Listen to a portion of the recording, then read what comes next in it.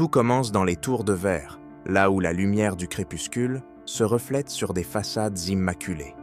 À première vue, tout est impeccable. Les couloirs silencieux, les ascenseurs lisses, les bureaux qui semblent inoffensifs. Mais derrière ces murs brillants, une réalité plus sombre s'y faufile, presque invisible, l'argent sale. Ici, il ne s'agit pas de valises remplies de billets ni d'armes secrètes. Non, tout se joue dans des contrats, des sociétés écrans, des virements qui disparaissent dans la nuit. Et tandis que le monde continue sa course, ces flux clandestins sculptent des fortunes, construisent des larisent des empires et effacent les traces de crimes économiques que peu osent regarder en face. Le blanchiment d'argent n'est plus l'apanage d'individus isolés. Il s'agit d'une industrie mondiale, structurée, méthodique.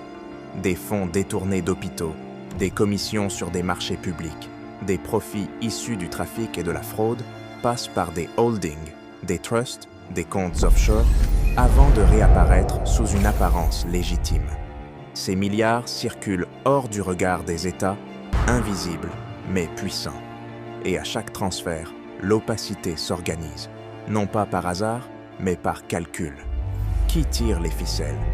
Ce ne sont pas des figures caricaturales de films, mais des acteurs bien réels. Des banquiers d'affaires qui créent des structures complexes, des gestionnaires de fortune qui orchestrent des montages sophistiqués, des cabinets d'avocats qui rédigent les contrats et des intermédiaires qui fournissent des prête-noms. Parmi eux, certains choisissent l'ombre, d'autres deviennent des lanceurs d'alerte. Chacun occupe une fonction précise dans un balai où l'illégalité devient indétectable au regard superficiel. Le processus de blanchiment se déploie en 3 mouvements. Le premier, le placement, où l'argent sale entre dans le système à travers des dépôts, des prêts ou des acquisitions d'actifs. Le second, l'empilage, un enchevêtrement de sociétés écrans, de transferts intragroupes et de comptes opaques à travers le monde. Enfin, l'intégration, qui réinjecte le capital dans l'économie légitime via l'immobilier, les fonds d'investissement ou les fondations philanthropiques. Ce n'est pas de la magie, c'est de l'ingénierie financière. Certains montages peuvent y traverser une dizaine de pays, chaque étape rendant la traçabilité presque impossible. Sofia Herrera a été témoin de ce système de l'intérieur. Ancienne responsable conformité, elle a vu ces alertes signalant des transferts inhabituels et des bénéficiaires opaques ignorés, classés sans suite. « On m'a dit de laisser tomber », raconte-t-elle, et pendant des années, elle a observé l'argent circuler, impuni. Ce n'est que lorsqu'elle a transféré des milliers de fichiers à des journalistes que la mécanique a commencé à se fissurer. Son récit révèle une vérité glaçante. La conformité peut être contournée non par ignorance, mais par des choix conscients, des compromis consentis au nom du profit.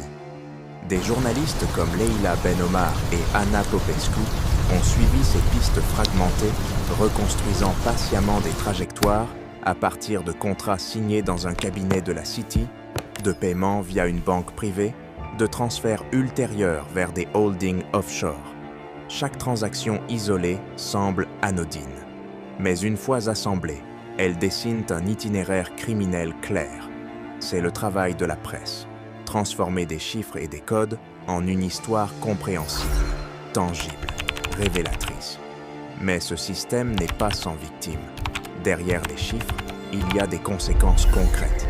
La perte de ressources publiques fragilise les services essentiels, fausse la concurrence et creuse les inégalités. Des patients ne reçoivent pas de soins, des enfants n'ont pas de classe, des routes ne sont pas construites.